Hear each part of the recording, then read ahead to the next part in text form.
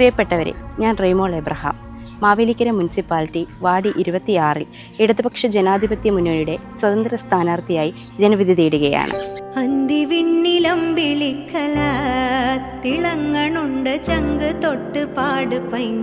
നാളിതുവരെ ഇടതുപക്ഷ സഹയാത്രിയായും സാമൂഹ്യ സാംസ്കാരിക രംഗത്ത് പ്രവർത്തിച്ചതിൻ്റെ അനുഭവമുള്ളതുകൊണ്ടുമാണ് ഞാൻ നിങ്ങളുടെ മുമ്പിൽ ജനവിധി തേടുന്നത്.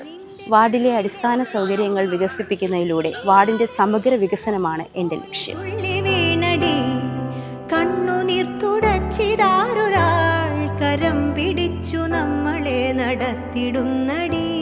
26 വാർഡിലെ പ്രധാന പ്രശ്നങ്ങൾ ഉപയോഗയോഗ്യമല്ലാത്ത റോഡുകൾ തന്നെയാണ്.